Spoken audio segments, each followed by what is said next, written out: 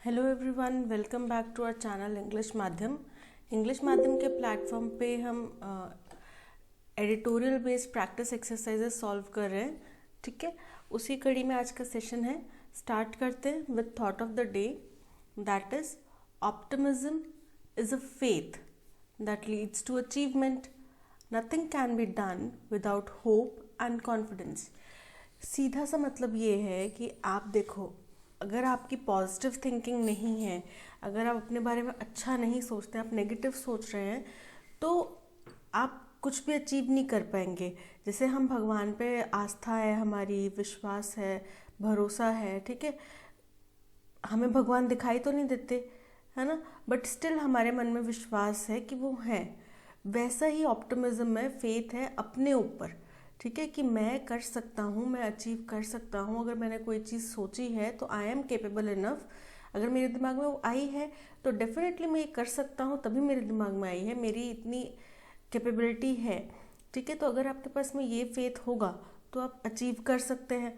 अगर आप में ये फेथ नहीं होगा, यार ऐसे ही रैंडमली मेरे दिमाग में आ गया, मैं नहीं कर सकता, कहाँ यार ये चीज़ मेरे बस की है ही नहीं, तो मैं तो सोच भी नहीं सकता इसके बारे में, और यही आपकी एक ये सोच है, तो क्या कौन सी सोच के साथ आप में कोई चीज़ अचीव कर पाएंगे। आप अगर एक एग्ज़ाम देने जा रहे हैं, हॉल में बैठे हैं, लेकिन आप पहले ही सोच के जा रहे हैं कि मैं फ़ेल हो जाऊंगा, मैं फ़ेल हो जाऊंगा, मैं फ़ेल हो जाऊंगा, दैट मीन्स आपकी पॉसिबिलिटी ये है कि आपको जो पढ़ा होगा वो भी नहीं आ रहा होगा।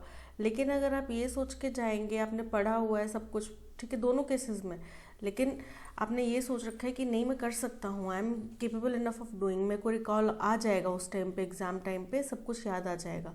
ठीक है, तो आपको कई चीज़ें हैं जो शायद आपने सिर्फ एक बारी सुनी होंगी किसी के मुंह से, वो भी याद आ सकती हैं।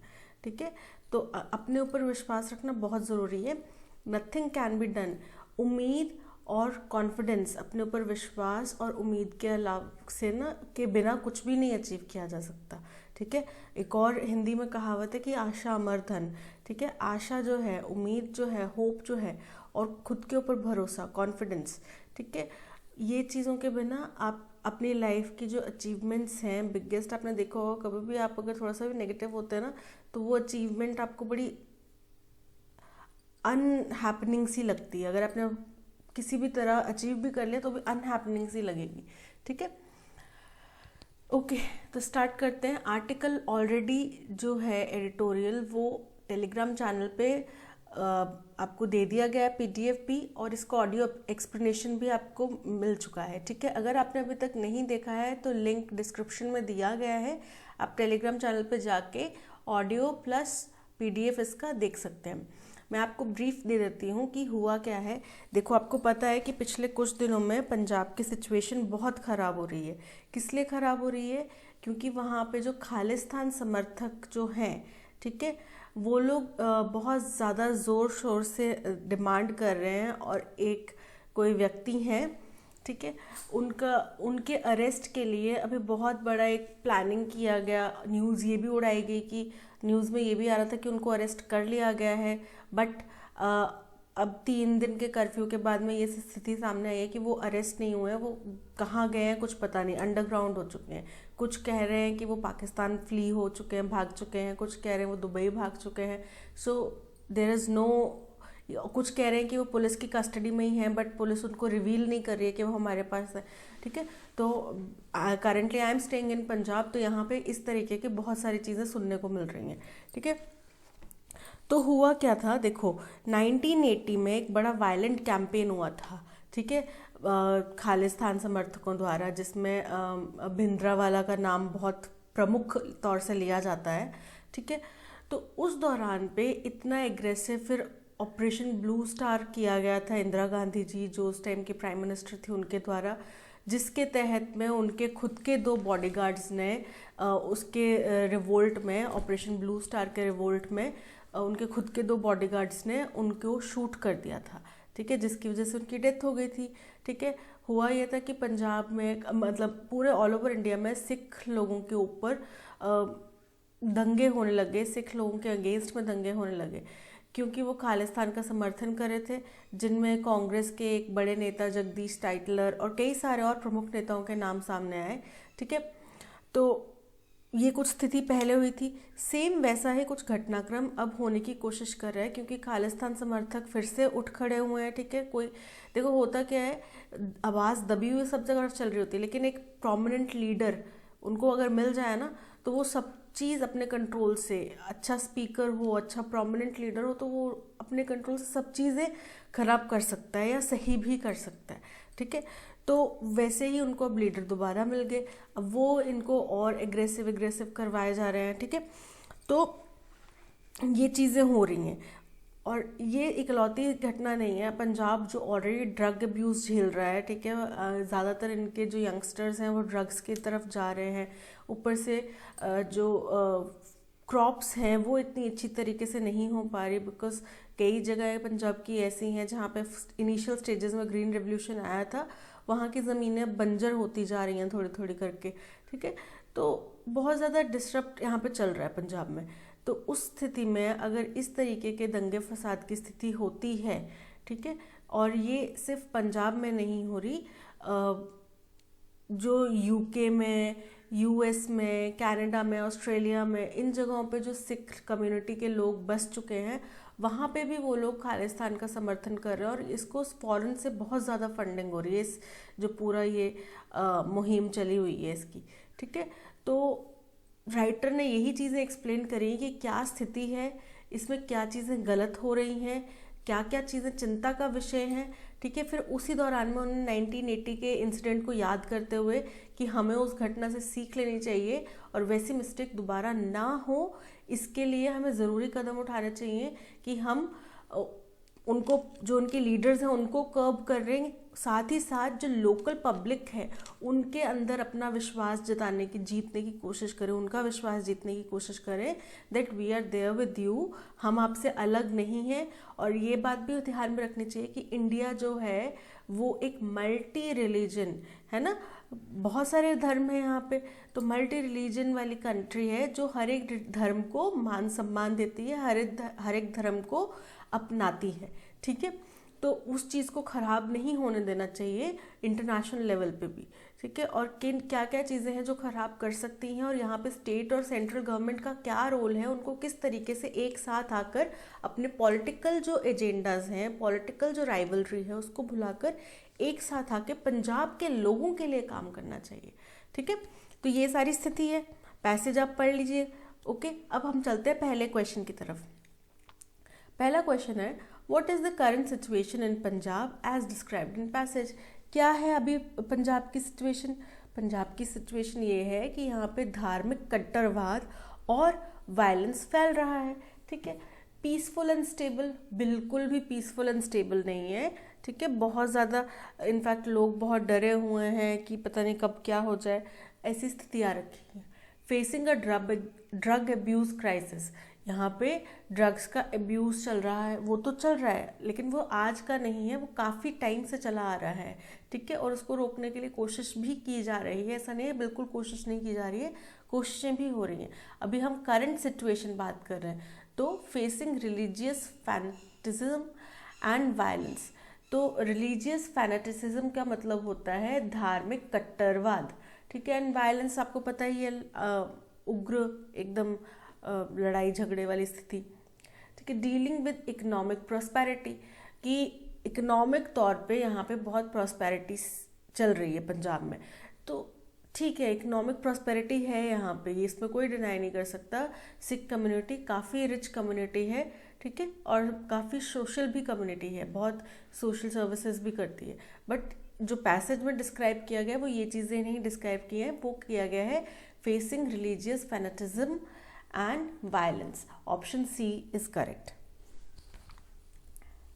What was the violent campaign in 1980s in Punjab aiming for? जो पंजाब में 1980s में वायलेंट कैंपेन हुआ, उसका मकसद क्या था, वो किस लिए किया गया?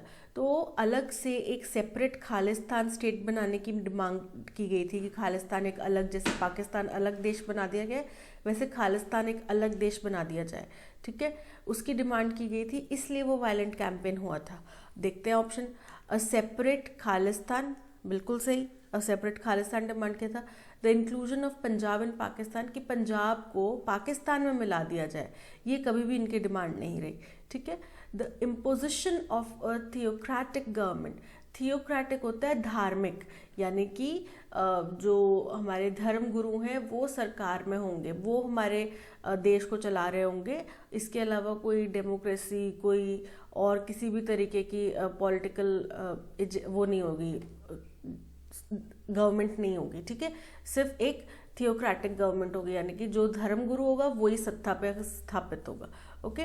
तो उसकी उन्होंने डिमांड करी थी। ऐसा कुछ नहीं है, ऐसा बिल्कुल भी नहीं था, ठीक है। A division of Punjab into smaller states, कि पंजाब को छोटे छोटे छोटे छोटे स्टेट्स में बांट दिया जाए, ये भी बिल्कुल गलत है। तो a separate Khalistan was their demand. What challenges are currently faced by Punjab society as mentioned in the passage, कि पंजाब के लोगों द्वारा क्या क्या चैलेंजेस फेस किए जा रहे हैं, ठीक है। तो सबसे ज़्यादा बड़े चैलेंजेस जो उनके फेस किए जा रहे हैं कि यहाँ की फसलें नहीं हो रही इतनी, जैसे पहले ग्रीन रेवोल्यूशन आया था तो पंजाब ने सबसे ज़्यादा डेवलपमेंट किया था, ठीक है। अब वो हालात नहीं है, अब यहाँ पे जो फसलें हैं वो उस हिसाब से नहीं हो रही है, यानी कि एग्रीकल्चर में क्राइसिस हो रहा है। दूसरी चीज़, जो यहाँ के नौजवान हैं, यंगस्टर्स हैं, या तो कुछ चले गए हैं बाहर, अब्रॉड सेटल हो गए हैं, कनाडा, ऑस्ट्रेलिया, यूएस, यूके, यहाँ चले गए। जो यहाँ पे रह गए हैं वो ज़्यादातर जो है ड्रग अब्यूज़ का शिकार हो रहे हैं, ठीक है। ये मुख्य चीज़ें हैं जो पंजाब इस वक्त फेस कर रहा है, ठीक है, पंजाब की जनता यहाँ पे फेस कर रही है।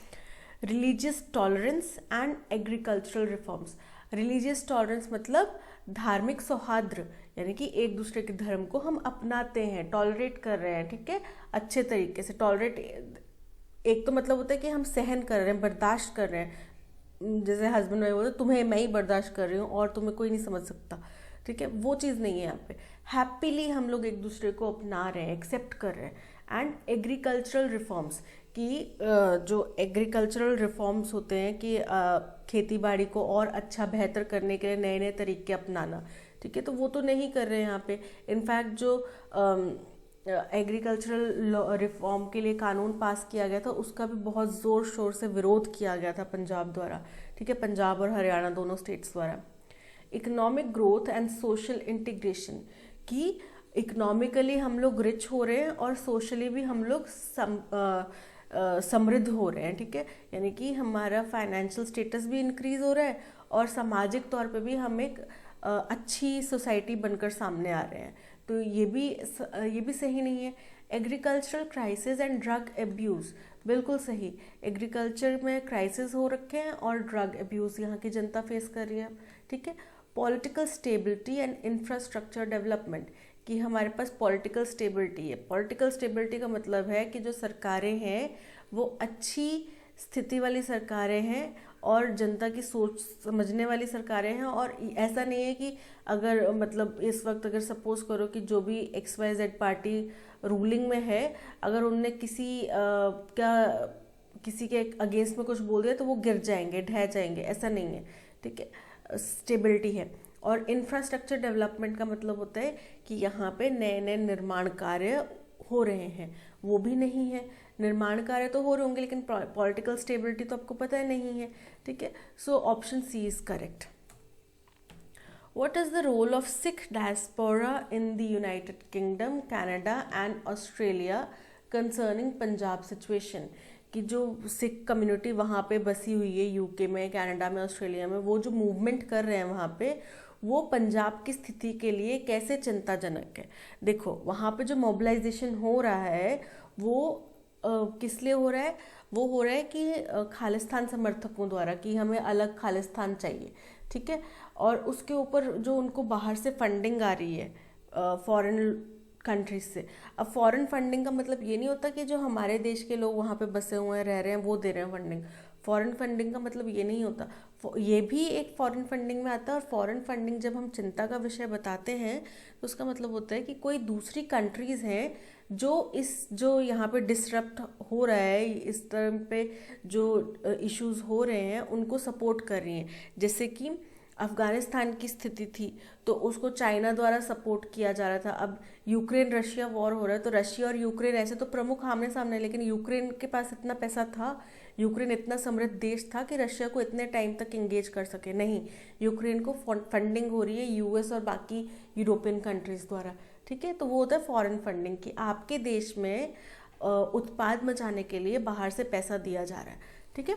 तो वो चीज़ वहाँ पे बहुत हो रही है। तो देखते हैं, providing financial support for development projects, कि अच्छे कामों के लिए, डेवलपमेंट प्रोजेक्ट्स के लिए बाहर से फाइनेंशियल सपोर्ट आ रहा है, बिल्कुल नहीं।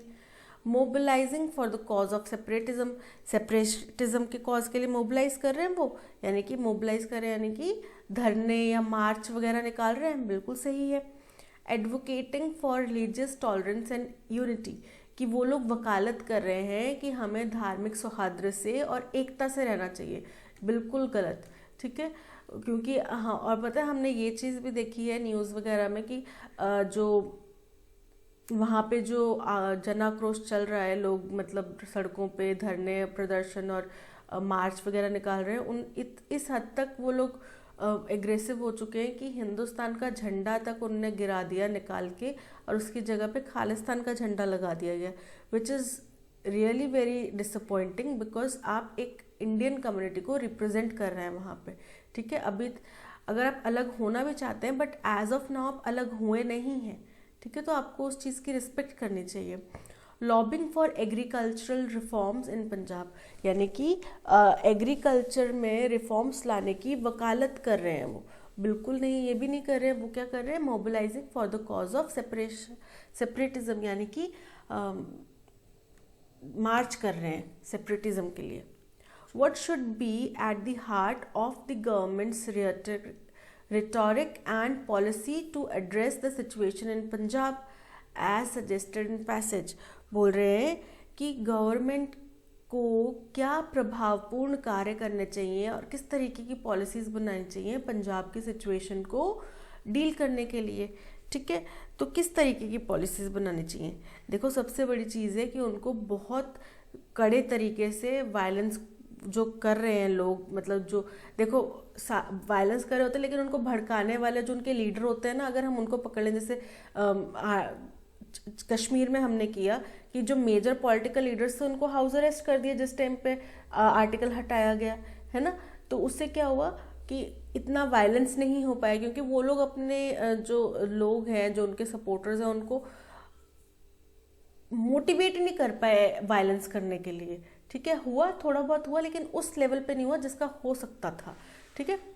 तो वही चीज़ है कि अगर हम वायलेंट एलिमेंट्स, यानी कि उनके जो मुख्य जो भड़काने वाले लोग हैं उनको ही हम पकड़ लें, उनके अगेंस्ट स्ट्रिक्ट एक्शन ले लें, और फिर उसके बाद दूसरी चीज़ क्या करें, जो लोग हैं, जो उनके सपोर्टर्स हैं, उनके बीच में एक हम ट्रस्ट बिल्डअप करें, ठीक है। उनसे बातचीत करें कि देखो ये चीज़ें गलत हैं, आपको ऐसे नहीं करना चाहिए, और हम आपकी किस तरीके से सहायता कर सकते हैं, या हमारे साथ रहना आपके लिए कैसे अच्छा है, ठीक है। ये चीज़ें उनके दिमाग में डालनी चाहिए, तो क्या होगा कि एक बहुत पॉजिटिव चेंज आएगा, ठीक है। या तो फिर जैसे अभी तक स्थिति चली आ रही है वैसे चलने दो, फिर थोड़े टाइम 2-3 साल बाद फिर उठ खड़ा होएगा कोई ना कोई बंदा, है ना, और भड़काने लगेगा, तो वो चीज़ तो सही नहीं है। सबसे पहले एनकरेजिंग सेपरेटिस्ट मूवमेंट्स, कि अलगाववादियों को हम एनकरेज करें, उनको और प्रोत्साहन दें, ये तो बिल्कुल भी गवर्नमेंट नहीं चाहेगी, ठीक है। Focusing solely on agricultural reforms, कि सिर्फ और सिर्फ एग्रीकल्चरल रिफॉर्म्स की तरफ ध्यान दें। उससे क्या होगा, एग्रीकल्चर में तो मान लो अच्छे हो गए, लेकिन दिमाग से वो चीज़ तो निकलेगी नहीं ना कि हमें अलग होना है, हमें अलग होना है, वो थोड़ी निकल रही है, तो ये भी गलत है। Strict force against violent elements, यानी कि शरारती तत्वों के अगेंस्ट में एकदम स्ट्रिक्ट एक्शन होना चाहिए। And trust building with general public, कि आम जनता के साथ में ट्रस्ट बिल्डअप करना चाहिए, बिल्कुल सही। Ignoring the issues and hoping they resolve themselves, कि अभी आंख बंद करके बैठ जाओ, कोई बात नहीं, अपने आप ठीक हो जाएगा थोड़े टाइम बाद, ये तो सोचना ही नहीं चाहिए। अगर हम अभी थोड़ा सा हमने कर्व किया और शांत भी हो गई स्थिति, तो भी हमें इसके ऊपर पॉलिसी मेकिंग करते रहना पड़ेगा, अदरवाइज वही चीज़ जो मैंने पहले कहा कि कुछ 4-5 साल बाद फिर कोई खड़ा हो जाएगा, 10-12 साल बाद, ठीक है, तो वो चीज़ ना हो। तो option C is correct. Which of the following best describes the tone of the passage. Optimistic, positive है उनकी टोन, वो बड़े आशावादी तरीके से बात कर रहे हैं, बिल्कुल नहीं, उनने बड़ा ही चिंता जाहिर की है कि ये स्थितियां जो है ये अच्छी नहीं है और ये खराब हो सकती हैं, इससे इंडिया का नाम भी खराब हो सकता है और गवर्नमेंट को, स्टेट और सेंट्रल गवर्नमेंट को साथ में आके इसके लिए काम करना चाहिए। कंप्लेसेंट का मतलब होता है एकदम निश्चिंत होकर बैठ जाना कि अब हम अपने आप में ही संतुष्ट हैं कि हाँ जी हमने इतना अच्छा काम कर लिया, अब हम निश्चिंत हो गए कि मैंने 4 चैप्टर पढ़ लिए, पेपर में 10 चैप्टर आने वाले हैं, 4 पढ़ लिए, अब मैं पास तो हो ही जाऊंगा। कंप्लेसेंट, ठीक है, तो कंप्लेसेंट भी नहीं है। सरकास्टिक यानी कि क्या वो इन स्थितियों का मजाक उड़ा रहे हैं, है ना, इनके ऊपर सरकाज़म कर रहे हैं, बिल्कुल नहीं, सरकास्टिक तो बिल्कुल भी नहीं है। कंसर्न्ड, वाकई बहुत कंसर्न्ड है और ये वाकई चिंता का विषय है, ठीक है, option D. What is the main theme of the passage. देखो पैसेज की मेन थीम यही है कि इस समय जो वायलेंस और सेपरेटिज्म की भावना पंजाब में चल रही है उसको किस तरीके से कर्ब किया जाए, उसको किस तरीके से डील किया जाए, ठीक है, और डील इस तरीके से नहीं कि आज के लिए डील कर दिया बस हो गया, डील इस तरीके से करना है कि वो हमेशा के लिए स्थिति खत्म हो जाए, दोबारा कभी पनपे ना। Okay, the economic challenges faced by the Sikh community, कि सिख कम्युनिटी में जो फाइनेंशियल चैलेंजेस आ रहे हैं उनको कैसे देखा जाए, तो ये तो बिल्कुल भी नहीं है। The need for multi religious and multi cultural nation, कि एक ऐसा देश बनाने की ज़रूरत है या ऐसे देश की ज़रूरत है जो हर एक धर्म को अपनाए, यानी कि बहुत सारे धर्म हो जिसमें और बहुत सारे कल्चर हो जिसमें। तो इंडिया ऑलरेडी वही देश है जो मल्टी रिलीजियस और मल्टी कल्चरल है, ठीक है, बस हमें ज़रूरत है तो शरारती तत्वों को हटाने की, ताकि हमारे देश में धार्मिक और सामाजिक सौहार्द बना रहे, ठीक है। The importance of addressing the violence and separatism in Punjab, कि पंजाब में जो वायलेंस और सेपरेटिज्म की भावना उत्पन्न की जा रही है, ठीक है, उस प्रॉब्लम को एड्रेस किया जाए और वो कितना ज़रूरी है एड्रेस करना, यही है पूरा passage. The role of foreign governments in inciting violence in Punjab, कि बाहरी देशों का, दूसरे देशों की गवर्नमेंट्स का कितना रोल है यहाँ पे पंजाब में वायलेंस फैलाने में, तो है, बट वो मुख्य मुद्दा नहीं है। मुख्य मुद्दा यही है कि इस समय जो वायलेंस और सेपरेटिज्म की भावना पंजाब में चल रही है उसको कैसे डील किया जाए। So option C is correct. Which of the following words is synonym of daunting as use in passage. अब देखो डॉन्टिंग का मतलब होता है कि आपको डराया जा रहा है, निराश किया जा रहा है ना, क्योंकि ये देखो बीजेपी की आम आदमी पार्टी की पहली सरकार है पंजाब में, ठीक है, नए चेहरे हैं, नए मिनिस्टर्स हैं, इतना एक्सपीरियंस नहीं है पंजाब की स्थिति के साथ डील करने का, तो उनके लिए जो घटनाएं हो रही हैं काफ़ी डॉन्टिंग हो सकती हैं, यानी कि एक तो डराने वाली भी हो सकती हैं, दूसरी उनके लिए बड़े ही तनावपूर्ण भी हो सकती हैं, ठीक है, उनका उत्साह कम करने वाली भी हो सकती हैं, ठीक है, तो डॉन्टिंग मतलब ये हो गया। अब देखते हैं आगे ऑप्शंस। इंटिमिडेटिंग मतलब डरा देना किसी चीज़ को, है ना, तो डराने वाली स्थिति तो है ये। सूदिंग मतलब बड़ी आरामदायक, एकदम निश्चिंतता वाली। इनवाइटिंग मतलब आमंत्रित करने वाली। और बोरिंग तो आपको पता ही है कि हाँ जी हम बोर हो गए, बोरिंग स्थिति है। बोरिंग तो बिल्कुल नहीं है, बहुत कंसर्न्ड है, बहुत डराने वाली है, ठीक है, स्थिति बहुत डराने वाली है। डॉन्टिंग मतलब भी डराना, इंटिमिडेटिंग मतलब भी डराना। Option A is correct. What is the synonym for stagnation as it appears in passage? Stagnation का मतलब होता है एक जगह पे स्टैंड रहना, खड़े रहना, जैसे कि तालाब वगैरह का पानी है, स्टैग्नेटेड होता है, एक जगह पे खड़ा रहता है, बोलते हैं ना स्टैग्नेटेड वाटर्स जो है वो सही नहीं होते, are not fit for drinking, ठीक है, एक जगह पे खड़ा हुआ पानी जो है वो पीने के लिए सही नहीं होता, तो स्टैग्नेटेड मतलब एक जगह पे खड़े रहना। प्रोग्रेस मतलब आगे बढ़ना। स्टैंड स्टिल मतलब एक जगह पे खड़े रहना। इंक्रीज मतलब वही बढ़ोतरी, ठीक है। डिक्लाइन मतलब नीचे, पर डिक्लाइन भी कम भी हो रहा है पर एक जगह पे तो नहीं खड़ा। स्टैंड स्टिल मतलब एक जगह पे खड़ा, और स्टैग्नेशन मतलब भी एक जगह पे खड़ा, ठीक है। सो option B is correct. Inflamed का एंटोनिम बताना है, ठीक है। अब इनफ्लेम्ड का मतलब होता है कि स्थिति बड़ी खराब हो गई है, जैसे पंजाब की स्थिति जो है वो इनफ्लेम्ड है, है ना, यानी कि अब अंगारों में है, स्थिति बड़ी खराब हो गई है। ओके, बड़ी ही इंटेंसिफाइड हो चुकी है, वर्सन हो चुकी है। ठीक है, अब एक्सेसरबेटेड का मतलब भी होता है कि बिगाड़ देना, स्थिति को खराब कर देना। ठीक है, इंटेंसिफाइड का मतलब भी होता है खराब कर देना। काम मतलब होता है एकदम शांति, ठंडा, एकदम शांत। ठीक है, तो अब ये हो गई स्थिति खराब, ये हो गई एकदम स्थिति ठंडी। ठीक है, वर्सन मतलब भी खराब। So option C is correct, option C is the antonym for inflamed. What is the meaning of the idiom nip in the bud used in passage? अब nip in the bud का मतलब होता है, ये किसके लिए बोला गया कि जो पुलिस एक्शन यहाँ पे लिया गया पंजाब में पहले ही, वो बड़ा अच्छा लिया गया। ठीक है, इसकी उन्होंने सराहना करी। तो nip in the bud का मतलब होता है कि आप किसी चीज़ को पहले ही डिटेक्ट करके रोक दें, शुरुआत में ही रोक दें, ताकि स्थिति आगे तनावपूर्ण या खराब ना हो।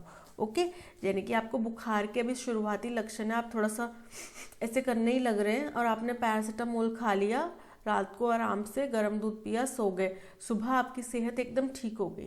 ठीक है, बजाय कि इसके कि थोड़ा थोड़ा भी जुकाम लग रहा है बट आपने कोई मेडिसिन नहीं लिया, कुछ नहीं लिया, और आप आगे सुबह उठे तो भाई आपको तो नाक बंद, गला बंद, सर दर्द, बुखार चढ़ा हुआ है, 100। ठीक है, तो वो क्या हो गया, आपने स्थिति को पहले ही काबू कर लिया। टू इनकरेज ग्रोथ, कि आप ग्रोथ को बढ़ावा दें। To stop something at an early stage, जो है ये बिल्कुल सही है, this is means nip in the bud का यही मतलब होता है। To make a small mistake, तो छोटी सी गलती करना। टू इग्नोर अ प्रॉब्लम, किसी प्रॉब्लम को इग्नोर कर देना। So option B is correct. Arrange the following sentences to form a coherent paragraph. ठीक है, पैराजम्बल के क्वेश्चन है 12 to 15 वाले। With fears of a repeat of 2008 financial crisis gaining traction, जो ये डर है कि 2008 में जिस तरीके का फाइनेंशियल क्राइसिस, ग्लोबल रिसेशन आया था, हमें पता है ना, फिर उससे हमें किन्होंने उबारा था, मनमोहन सिंह जी ने, जिनको बहुत ही अच्छा एक इकोनॉमिस्ट माना जाता है, इंडिया के टॉप मोस्ट इकोनॉमिस्ट में उनका नाम आता है, कि उन्होंने बहुत ही प्रभावपूर्ण तरीके से इंडिया को बाहर निकाला था उस चीज़ से, जिसके बाद दुनिया में इंडिया की छवि एक अच्छी कंट्री के तौर पे समझ में आई। ठीक है, गेनिंग क्राइसिस की वो दोबारा से अपनी पकड़ बना रहा है कि 2008 जैसा फाइनेंशियल क्राइसिस जो है वो दोबारा पकड़ बना रहा है। इस डर की भावना से central banks across the world have announced a coordinated response, जो दुनिया भर के सेंट्रल बैंक यानी कि हर एक देश का एक मुख्य बैंक होगा, उन सब ने अनाउंस कर दिया है एक coordinated response to ensure liquidity by enhance swap line. ठीक है, कि वो लिक्विडिटी बनाए रखेंगे स्वैप लाइन्स को बढ़ा के। ठीक है, to stabilise the financial system, कि फाइनेंशियल सिस्टम स्टेबल रहे। ठीक है, नियमित तौर पर चलते रहें। Another bank has fallen in the midst of ongoing turmoil in global financial markets. अब आपको पता है कि यूएस के 2 बैंक्स जो है, सबसे पहले तो जो सिलिकॉन वैली बैंक है वो गया, वो बंद हो गया। ठीक है, उसके बाद एक दूसरे बैंक को जो वहाँ की फेडरल बैंक है उन्होंने टेक ओवर कर लिया। ठीक है, तो उसी दौरान में एक और बैंक जो है वो बंद हो चुका है। ठीक है, और ये कब हुआ है, जब ये ग्लोब में पूरे दुनिया भर में फाइनेंशियल उथल पथल जब चल रही है ना, उस टाइम पे एक और बैंक बंद हो चुका है। उसका नाम क्या है, Credit Suisse fall comes only days after the collapse of 3 banks in US में अब 2 नहीं 3 बैंक्स बंद होने के बाद क्रेडिट स्विस एक और बैंक है जो बंद हो गया, जिसकी यहाँ पे चर्चा हुई, अनदर बैंक हैज फॉलन। ठीक है, वो कौन सा बैंक है, क्रेडिट स्विस। ठीक है, और ये कुछ ही दिन बाद बंद हो गया जब यूएस में ऑलरेडी 3 बैंक बंद हो चुके हैं। However, concerns remain that the collapse of these banks is just the first domino to fall. बोल रहे, लेकिन अभी भी ये चिंता का विषय बना हुआ है कि ये जो बैंक्स हैं वो क्या है, उनका जो गिरना यानी कि उनका बंद होना सिर्फ शुरुआत है एक बड़े पतन की। ठीक है, यानी कि जो बोलते हैं ना कि अभी तो थोड़ा थोड़ा स्टार्ट हुआ है, बहुत बड़ा तूफान अभी आने वाला है, वैसी स्थिति है ये। ठीक है, तो अब देखो, आप इसको ध्यान से देखना कि ये स्टार्ट कर रहे हैं जैसे कि कि another bank has fallen in mist of the ongoing turmoil in global financial market, ठीक है। तो ये एक स्टार्टिंग स्टेटमेंट हो गया कि जब पूरी दुनिया भर में ग्लोबल मार्केट में फाइनेंशियल उथल पथल चल रही है, उस टाइम पे एक और बैंक गिर गया है, ठीक है। अब वो क्यू हो गया फर्स्ट, ठीक है। अब क्यू फर्स्ट वाले ये दो स्टेटमेंट्स, दो ऑप्शंस हैं, ठीक है। तो हम इन दोनों को ले लेंगे और बाकी दोनों को एलिमिनेट कर देंगे। उसके बाद जो ये दोनों बैंक गिरे हैं ना, ये जो ये बैंक गिरा है उसके बारे में बताया कि क्रेडिट स्विस उसका नाम है, और ये इससे पहले 3 बैंक्स जो यूएस में गिरे हैं, बंद हुए हैं, उनसे कुछ ही दिन बाद बंद हो गए। तो आर हो गया सेकेंड स्टेटमेंट, ठीक है। However concern remains that collapse of these banks is just the first domino to fall, यानी कि ये पहला पिलर है गिरने वाला। यानी कि अगर हमारी दुनिया अगर 5 या 4 स्तंभों पे खड़ी है, तो ये जो बैंक्स गिरे हैं ये पहला स्तंभ गिरा है। अब इसके बाद धीरे धीरे बाकी स्तंभों की बारी है, ठीक है। वो किस तरीके से आएंगे वो पता नहीं, हमें देखते हैं, ठीक है। तो एस थर्ड हो गया, sorry, with fear of repeat of 2008, जो 2008 की फाइनेंशियल क्राइसिस थी उसके दोबारा रिपीट होने के चांसेस हैं, ठीक है। और सेंट्रल बैंक्स ने ये सारे जगह पे अनाउंस कर दिया कि हम लिक्विडिटी बनाए रखने के लिए स्वैप्स को एनहेंस करेंगे, ठीक है। ये चीज़ होगी, तो पी थर्ड होगा। उसके बाद लेकिन फिर भी ये तो उन्होंने कदम उठा दिए, फिर भी हमें ये लगता है कि ये जो बैंक्स गिरे हैं ये पहला पिलर गिरने वाली स्थिति है, अभी और बड़ा भयानक चीज़ें आने वाली हैं। तो QRPS जो है वो ऑप्शन बी में आ रहा है, सो ऑप्शन बी इज करेक्ट।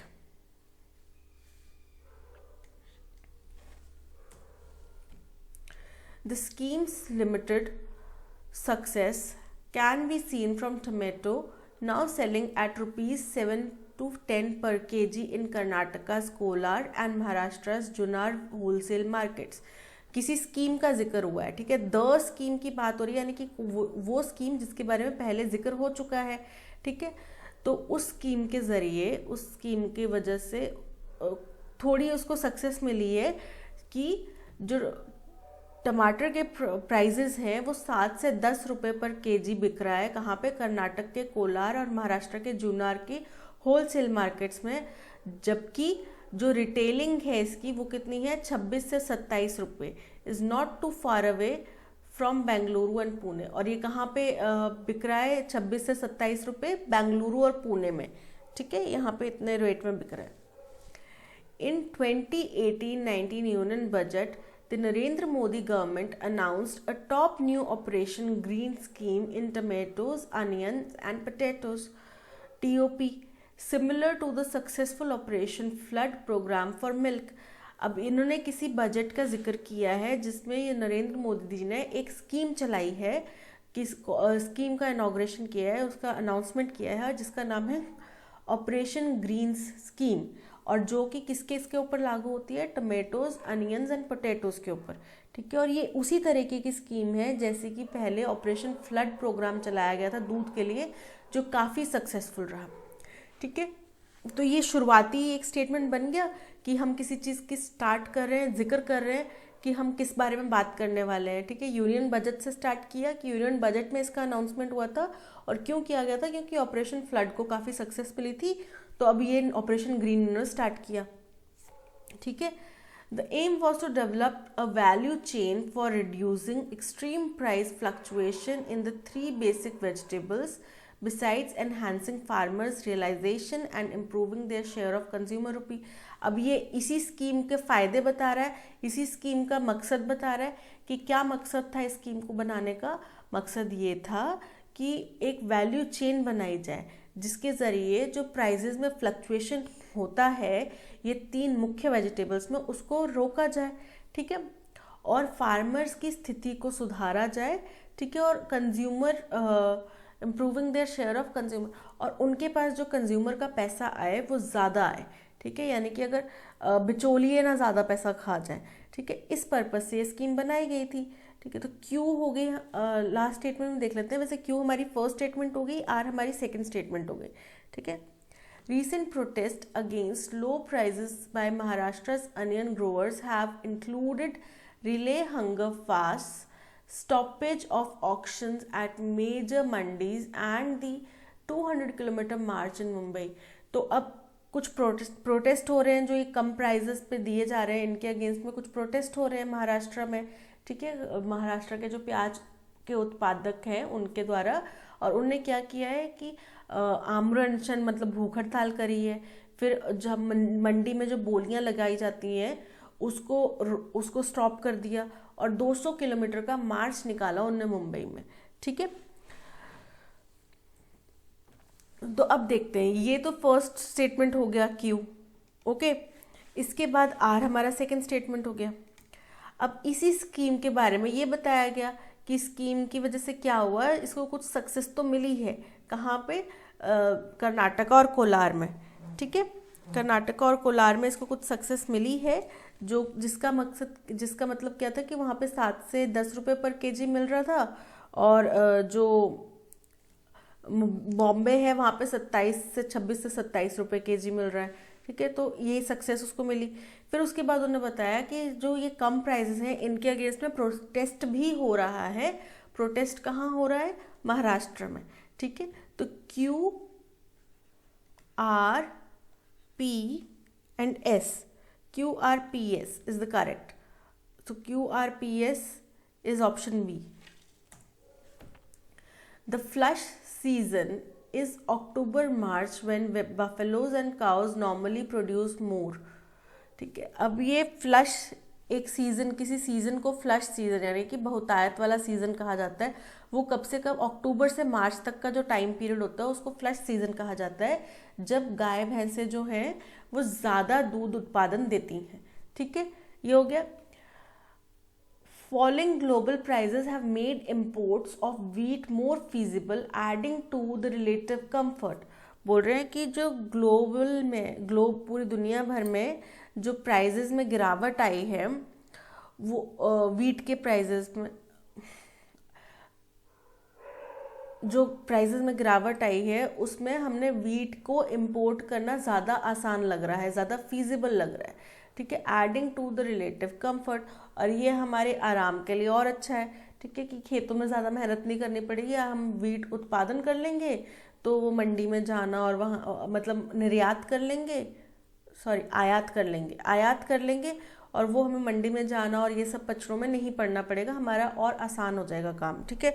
जैसे ऑनलाइन शॉपिंग कर ली, कौन बाजार में धूप में धक्के खाए, और सामान भी घर तक आ गया।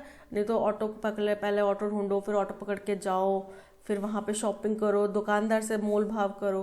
तो बेटर है ऑनलाइन पे कर दिया शॉपिंग और आसान हो गया काम। Dairies are struggling to produce milk even for meeting winter and springtime demand during the current flush season. बोल रहे हैं जो दूध डेयरीज हैं वो बहुत ही ज़्यादा स्ट्रगल कर रही हैं कि मिल्क कैसे उत्पादन किया जाए, ठीक है। और वो इतना काफ़ी भी नहीं हो रहा कि विंटर और स्प्रिंग टाइम की डिमांड्स को पूरा किया जाए, जो कि करंट फ्लश सीजन है, ठीक है। हमने देखा अक्टूबर से मार्च तक का होता है फ्लश सीजन, यानी कि इसमें सर्दियाँ और स्प्रिंग दोनों चीज़ें आ गई। Unlike in the case of wheat, dairies are entering the summer with hardly any skimmed milk powder or fat stocks. कि वीट के तो हमें पता है कि अब ग्लोबल मार्केट में प्राइस कम है, तो वीट का आयात जो है वो बहुत इजी हो गया और फीजिबल हो गया। लेकिन वीट की तरह डेयरीज़ के लिए हमें इतनी आसानी नहीं है। डेयरीज़ जो हैं वो बड़ा हार्डशिप फेस कर रही हैं और वो समर्स में बड़े थोड़ी मात्रा के मिल्क पाउडर या स्किम्ड मिल्क पाउडर या फैट स्टॉक्स के साथ जा रही हैं, यानी कि हमें डेयरी उत्पादन के लिए चिंतित होने की बात है। अब देखो, फर्स्ट लाइन स्टार्ट हुई यहाँ से कि ग्लोबल तौर पे वीट का क्योंकि प्राइसेस का गिरावट हुई है तो वीट हमें आसान हो गया इंपोर्ट करना, ठीक है।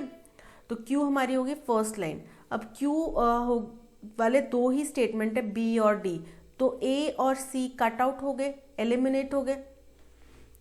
इसके बाद में उनने बात करी कि जो फ्लश सीजन है वो कब कब होता है, ठीक है। तो फ्लश सीजन ये होता है अक्टूबर से मार्च का, जब गाय भैंसें ज़्यादा दूध वगैरह देती हैं, तो पी हो गया। उसके बाद में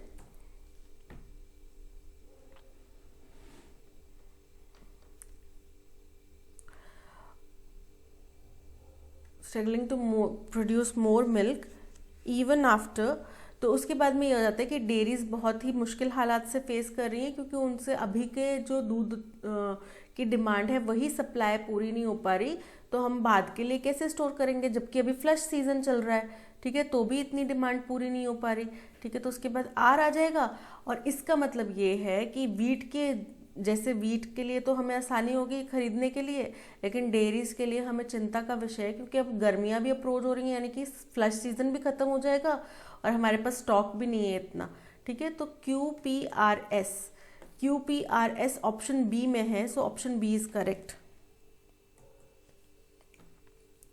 Moody's Investors Service placed the ratings of 6 US banks on review for possible downgrades over concern about the health of regional financial firms, ठीक है। मूडी क्या है, मूडी एक बहुत बड़ी कंपनी है जो क्या करती है, रेटिंग्स देती है, ठीक है, अलग अलग चीज़ों की। तो मूडी की जो इन्वेस्टर सर्विस है उसने क्या किया, रेटिंग्स 6 US बैंक्स की रेटिंग्स निकाली है और उसको रिव्यू पे रखा है, यानी कि उनने पहले जो उनको रेटिंग दी थी उसको भी होल्ड पे रखा है, रिव्यू पे रखा है, क्योंकि उनको लग रहा है कि अभी इसमें और गिरावट आ सकती है, over concerns about the health of regional financial firms, क्योंकि वहाँ की जो फाइनेंशियल फर्म्स हैं उनकी स्थिति खराब हो सकती है या हो रही है धीरे धीरे, ठीक है। तो उस चक्कर में वहाँ के बैंक्स की स्थिति भी खराब हो सकती है। तो उनने 6 बैंक US बेस्ड बैंक्स की जो रेटिंग्स है वो रिव्यू पे रखी हैं, यानी कि अभी उनकी रेटिंग फिक्स नहीं करी है, यानी कि अगर अभी किसी को 6 दे रखा है, किसी को 20 दे रखा है, किसी को 129 दे रखा है, तो अभी उनने ये कंफर्म नहीं करा है कि ये इसी रैंकिंग पे आएंगे।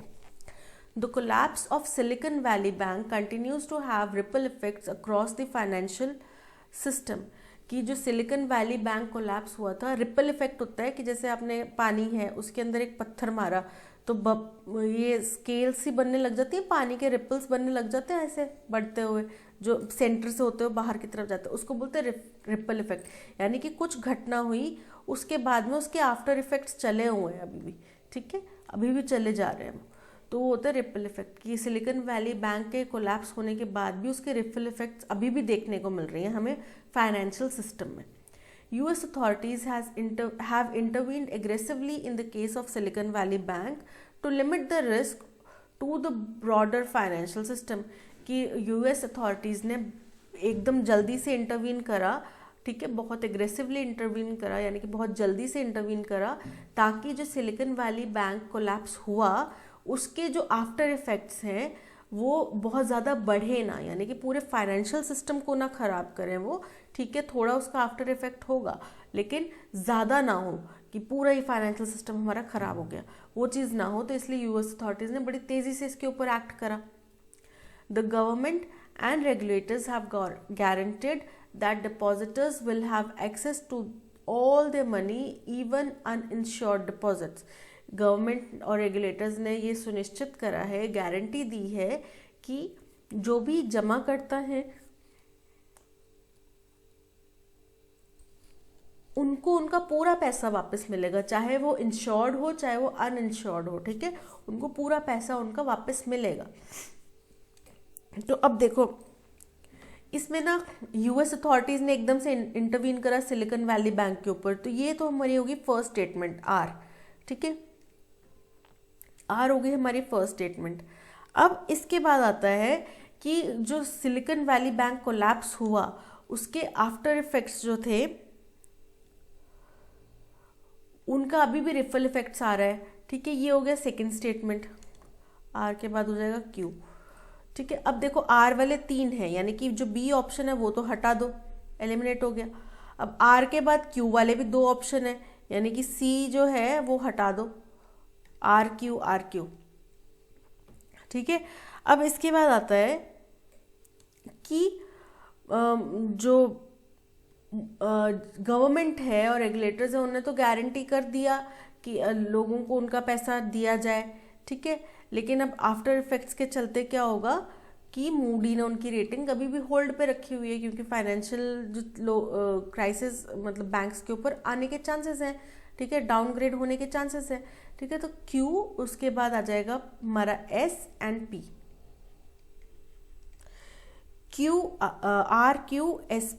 RQSP ऑप्शन डी में है, सो option D is correct.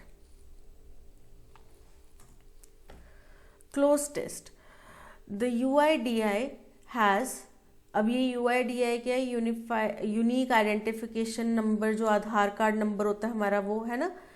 However, been dash about the inherent dangers in the dash use of Aadhaar number और आधार कार्ड by citizens, कि UIDI जो है एजेंसी, उन्होंने हालांकि हमें वॉर्न किया है या हमें बताया है किसके बारे में, जो डेंजर्स हैं, ठीक है, उन्हें पहले ही मतलब या तो वॉर्न किया या बताया है कि आधार कार्ड के यूज़ के साथ में क्या क्या डेंजर्स इन्वॉल्व हैं, ठीक है। Use of Aadhaar card number या आधार कार्ड बाय सिटीजन्स, ये जो हम बड़े ही धड़ल्ले से इसका यूज़ कर रहे हैं, उसके बेसिस पे क्या क्या इसके डेंजर्स हो सकते हैं। As evidenced in its series of, जैसा कि उनने बड़े सारे केसेस में पाया है, on issue even before this latest withdrawal notice, ठीक है। जो अभी उन्होंने नोटिस दिया है विड्रॉल का, उससे भी काफ़ी पहले उनने इसके ऊपर, इनके काफ़ी सारी चीज़ें सामने आ रही थी, स्थितियाँ हो रही होंगी, कुछ घटनाएं हो रही होंगी, ठीक है। There seems to be a contradiction of views within the authority on the issue of potential misuse of Aadhaar number, कि जो अथॉरिटीज़ हैं उनके अंदर भी कॉन्ट्राडिक्शन है, कि एक बोल रहा है कि आधार नंबर के ये 5 मिसयूज़ हो सकते हैं, ठीक है, दूसरा बोल रहा है नहीं कोई मिसयूज़ नहीं हो सकता बल्कि फ़ायदे हैं ये 3-4, लेकिन एक थर्ड बोल रहा है कि नहीं ये 2 नुकसान हो सकते हैं, ये 3 फायदे हो सकते हैं। यानी कि उनके आपस में ही विचार मिल नहीं रहे, कोई बोल रहा है मिसयूज़ हो सकता है, कोई बोल रहा है नहीं मिसयूज़ हो सकता, ठीक है, आधार नंबर का। On the one hand in statements advising caution end user, बोल रहे हैं कि एक तरफ तो जहाँ पे यूज़र्स को सावधान होने के लिए कहा जा रहा है, इन रिवीलिंग वंस आधार नंबर, कि आप सावधान रहिए कि आप अपना आधार नंबर किसी से ना बताएं। It is seeking to treat these as a sensitive information just like the biometrics provided by citizens to the authority. और ये कहा गया कि जो आपका आधार नंबर है ये भी बड़े सेंसिटिव इन्फॉर्मेशन है, जैसे कि आपके बायोमेट्रिक्स, जैसे बोलते हैं ना कि अपना OTP किसी के साथ मत शेयर कीजिए, ठीक है, वो बड़ा ही सेंसिटिव इन्फॉर्मेशन है, आपका कोई पैसे अकाउंट से निकाल सकता है उसके ज़रिए। वैसे ही आधार नंबर भी आप अपना किसी को ना बताएं, बिकॉज ये बहुत सेंसिटिव इन्फॉर्मेशन है, ठीक है। Yet, on the other hand, it has sought to universalize the open use of Aadhaar as an identity document with missionary zeal and has downplayed the risk of doing so. लेकिन दूसरी तरफ वो ये चाहते हैं कि आधार नंबर हमारा पूरी दुनिया में हमारे आधार नंबर से जाना जाए, यानी कि मेरा नाम प्रियंका है, आपका नाम आशुतोष है, तो वो चीज़ मैटर ना करे, क्योंकि आशुतोष तो बहुत सारे हो सकते हैं, प्रियंका तो बहुत सारी हो सकती हैं, ठीक है, प्रियंका ठाकुर भी बहुत सारी हो सकती हैं, लेकिन जो मेरा आधार नंबर है वो सिर्फ एक ही होगा, ठीक है। यानी कि आप कोई भी डॉक्यूमेंट किसी भी देश में बनाना चाहें, अगर आपने आधार दिखा दिया तो अब वो आपका एक बहुत ही इम्पोर्टेंट आपके देश का आइडेंटिटी प्रूफ है आपके पास, ठीक है। तो उसको बड़ा ही अच्छे तरीके से वो करना चाहते हैं, और उसको ये चीज़ करने में वो जो छोटे मोटे रिस्क हैं उनको भी नज़रअंदाज करने को तैयार है। This एम्बिवलेंस does not help at all, और ये जो नज़रिया है, ये जो तरीका है, ये हेल्प नहीं कर रहा। The UIDAI must popularise the use of masked Aadhaar facility as a start and rethink ways to tighten the scrutiny over how Aadhaar numbers are issued. बोल रहे हैं कि UIDAI को जो मास्क मतलब कि जो जैसे मान लो अगर लास्ट के 4 डिजिट इंपॉर्टेंट है, आपने देखा होगा ना, आपका ATM कार्ड होता है उसमें लास्ट के 4 जो आपका अकाउंट नंबर होता है उसके लास्ट के 4 डिजिट्स जो है वो XXX कर दिया होता है, ठीक है। वो क्यों किया होता है? वो मास्क किया होता है, ठीक है। मास्क किया होना कि वही 4 डिजिट्स जो है वो बहुत इंपॉर्टेंट है। आगे की सीरीज सेम हो सकती है बहुत सारे लोगों की, लेकिन वो 4 जो डिजिट हैं वो यूनिक है आपके लिए, और अगर वो किसी को पता चल गया तो हो सकता है कि वो आपका कार्ड का मिसयूज़ कर ले, ठीक है। तो इस चीज़ के लिए मास्किंग की फैसिलिटी होनी चाहिए और नए नए तरीके हमें ढूंढ के लाने पड़ेंगे कि हम आधार नंबर्स के जो मिसयूज़ हो सकते हैं या इनके ज़रिए जो फ्रॉड्स हो सकते हैं उनको टाइटन कर सकें, यानी कि उनके ऊपर पैनी नज़र बना के रख सकें और कम से कम किए जा सकें वो, ठीक है। Enforcement agencies as law enforcement agencies dash on data leaks and websites carrying unmasked Aadhaar related information, क्योंकि लॉ एनफोर्समेंट एजेंसीज ने पहले ही चेतावनी दी है, ठीक है, वार्न करा है या फिर कड़े फैसले लिए हुए हैं कि डेटा लीक के ऊपर हम कड़ी कार्रवाई करेंगे, या फिर वो वेबसाइट्स जो अनमास्क्ड आधार रिलेटेड इन्फॉर्मेशन रखती हैं उनके अगेंस्ट में क्या कार्रवाई की जाएगी, ये चीज़ उन्होंने पहले ही क्लियर कर दी हुई है। अब चलते हैं। UIDAI has however been dash about the inherent dangers, तो उनने पहले ही बताया हुआ है, ठीक है, पहले ही हमें क्लियर किया है, या वो बड़े ही अस्पष्ट हैं, ठीक है, मतलब उनके पास खुद के पास क्लैरिटी नहीं है कि क्या क्या इसके साथ डेंजर्स आ सकते हैं। अब देखते हैं ऑप्शंस में। एम्बिवेलेंट का मतलब होता है अस्पष्ट होना, अनक्लियर होना, ठीक है। टेंटामाउंट का मतलब होता है कि ये है इसके बराबर है, यानी कि इक्वल्स टू है किसी चीज़ के, ओके। ब्रेविटी का मतलब होता है कि आप बड़े ही संक्षिप्त में कोई चीज़ बता रहे हैं, ठीक है, ब्रीफली कोई चीज़ बोल रहे हैं। Abysmal, Joey Tribbiani's performance was abysmal, अगर आपने फ्रेंड्स देखा है तो मतलब extremely hopeless.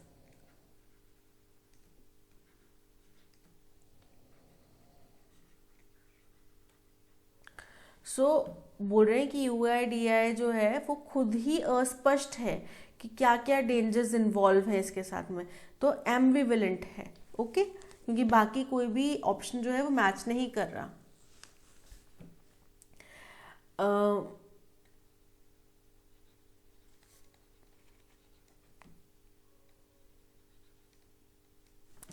In the dash use of Aadhaar number and और आधार कार्ड बाय सिटीजन्स, कि जो इतना ही डिस्क्रीट यूज़ हो रहा है, इतना ही बहुतायत में यूज़ हो रहा है ये आधार कार्ड या आधार नंबर सिटीजन्स द्वारा, उसके से जुड़े हुए क्या क्या खतरे हैं, ठीक है।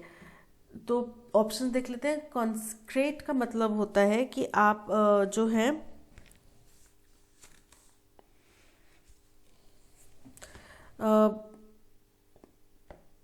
इसको बड़ा ही मान दे रहे हैं कि ये बड़ा ही धार्मिक है ना, बड़ा ही महत्वपूर्ण है, तो आधार का यूज़ महत्वपूर्ण तो है, ठीक है।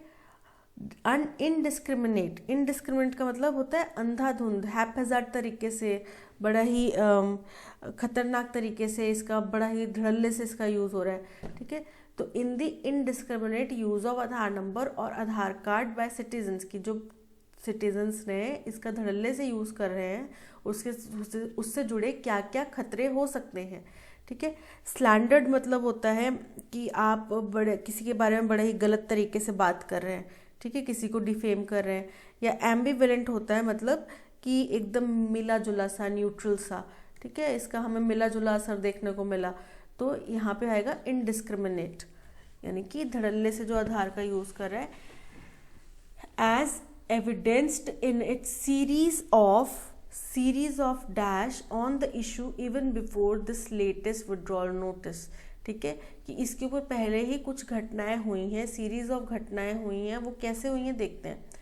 एडमोनिश का मतलब होता है कि आप किसी को थोड़े आराम से किसी को डांट रहे हैं, जैसे कि डायलॉग होता है ना, ये इसको धमकी नहीं चेतावनी समझना, यानी कि एक सिर्फ वार्निंग है, मैं आपको सिर्फ आपको धमकी नहीं दे रहा हूँ, आपको वार्निंग दे रहा हूँ।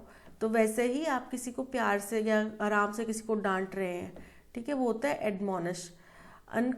अनकंसेशनेबल का मतलब होता है कि आपकी कंसेंस द्वारा ये कंट्रोल नहीं हो सकता, कॉन्शियसनेस द्वारा ये कंट्रोल नहीं हो सकता।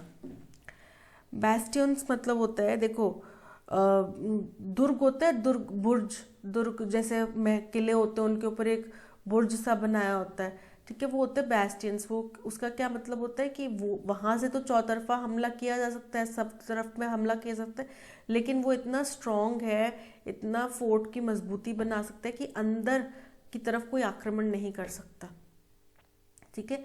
फ्लिप फ्लॉप मतलब कि पॉलिसी का एकदम रिवर्स हो जाना, ठीक है। हमने कोई पॉलिसी बनाई, जैसे खाद्य सुरक्षा बिल बनाया गया था और उसको एकदम से वापस लेना पड़ गया, है ना। तो वही चीज़ कि कोई आपने लॉ बनाया और उसको पॉलिसी बनाई और उसको एकदम से आपको तुरंत से वापस लेना पड़ा, as evident in series of flip flops on the issue even before this latest withdrawal notice. यानी कि कोई नोटिस दिया था और उसको वापस उन्होंने वापस ले लिया, विड्रॉल कर लिया, उसको वापस ले लिया। तो ऐसे ही पहले काफ़ी चीज़ें हो चुकी हैं आधार से रिलेटेड कि उनने कुछ नोटिस बनाया और उसको वापस ले लिया, कुछ नोटिस बनाया उसको वापस ले लिया। तो यहाँ पे आएगा series of flip flops. Option D is correct. On the one hand in statements advising caution and user dash in revealing one's Aadhaar number, कि लोगों को जागरूक करने का या फिर लोगों को सतर्क रहने के लिए कहा जा रहा है, ठीक है। देखते हैं क्या कह रहे हैं। पेरिपेटेटिक मतलब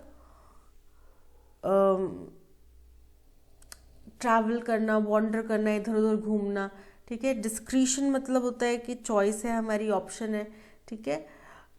रिगरस मतलब होता है हार्श, सिवियर, ठीक है। इंट्रांसिजेंट मतलब होता है कि बड़ा ही जिद्दी, अड़ियल तरीके का, स्टबन, ठीक है। तो यहाँ पे आएगा यूजर डिस्क्रिशन इन रिवीलिंग वंस आधार नंबर, कि यूजर के पास चॉइस होनी चाहिए, चॉइस है कि आप अपना आधार नंबर बताएं या ना बताएं, ठीक है। सो option B discretion is correct. The UIDAI must popularize the use of masked Aadhaar facility as a start and rethink ways to tighten the scrutiny over how Aadhaar numbers are issued and utilized, even as law enforcement agencies dash on data leaks। यानी कि law enforcement agencies ने warning दी है, ठीक है, उन्होंने कड़े फैसले लिए हैं। क्या किया है उन्होंने, देखते हैं। पाल्पेबल मतलब होता है कि आप केपेबल है किसी चीज़ को छूने के, ठीक है, कोई चीज़ आपको छू सकती है या आप किसी चीज़ को छू सकते हैं, ठीक है। मॉरिबंड का मतलब होता है आप किसी डाइंग स्थिति में है, किसी ऐसी स्थिति में है जहाँ से बस एक तरफ कुआं एक तरफ खाई, मतलब कुछ भी कदम उठा लो कि आपकी मौत तो सुनिश्चित है। क्रैकडाउन का मतलब होता है किसी चीज़ के ऊपर बड़ा ही कड़ा हो जाना, बड़ा ही कठोर हो जाना। एंटीथीसिस का मतलब होता है कि आप किसी भी चीज़ के ऑपोजिट है, एकदम कट्टर विरोधी हैं, ठीक है। तो agencies crackdown on data leaks, ठीक है, एजेंसीज ने क्रैकडाउन किया है, यानी कि टफ फैसले, कड़ा रुख अपनाया है, ठीक है, crackdown. Okay, spot the grammatical error if any.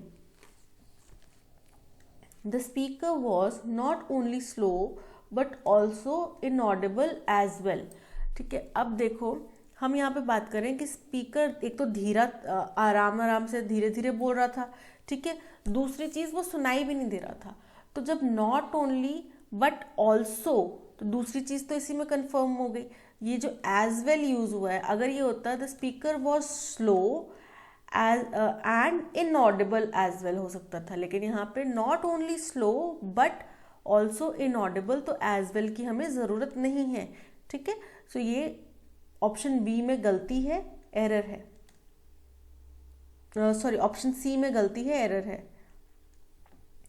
The crowd surge forward to catch a glimpse of their favourite leader, कि जो क्राउड है वो आगे की तरफ बढ़ा क्योंकि उनको अपने फेवरेट लीडर की, नरेंद्र मोदी जी की बस एक झलकी भर दिखने को मिल जाए, इसलिए वो आगे हो गए, ठीक है, आगे बढ़ गए, ठीक है। तो इसमें कोई गलती नहीं है, no error. There is a distinct possibility that he will leave the job once the investigation is over, कि इस चीज़ की बड़ी ही घोर पॉसिबिलिटी है, बड़ी ही ज़्यादा पॉसिबिलिटी है कि इन्वेस्टिगेशन ख़त्म होते ही वो नौकरी छोड़ देगा, तो इसमें भी कोई गलती नहीं है, नो एरर। ठीक है, ऑप्शन डी यहाँ पे भी, ऑप्शन डी यहाँ पे भी। Many a star are twinkling in the sky. Many a जब यूज होता है, मैनी अ या मैनी एन, तो उसके साथ में सिंगुलर जो काउंटेबल नाउन यूज होता है। ठीक है, तो सिंगुलर काउंटेबल नाउन यूज हो रहा है तो सिंगुलर वर्ब भी यूज होगा, तो यहाँ पे आर की बजाय इज यूज होगा। सो बी में एरर है। We discuss the problem so thoroughly that I found it easy to work it out, कि हमने इस प्रॉब्लम के बारे में इतने बारीकी से, इतने अच्छे तरीके से बात करी है कि अब मुझे लगता है कि मैं इसका आसानी से हल निकाल लूँगा। ठीक है, मेरे लिए बहुत आसान हो गया इसका हल निकालना। ओके, सो इसमें कोई भी एरर नहीं है, ऑप्शन डी इज करेक्ट। तो आज के सेशन में इतना ही। पीडीएफ आपको टेलीग्राम चैनल पे मिल जाएगी। इसके अलावा जो एडिटोरियल है उसका ऑडियो एक्सप्लेनेशन भी आपको टेलीग्राम पे ही मिलेगा। ठीक है, तो ऑडियो एक्सप्लेनेशन और पीडीएफ के लिए आप लिंक पे क्लिक कर सकते हैं। ठीक है, लिंक आपको डिस्क्रिप्शन में मिल जाएगा।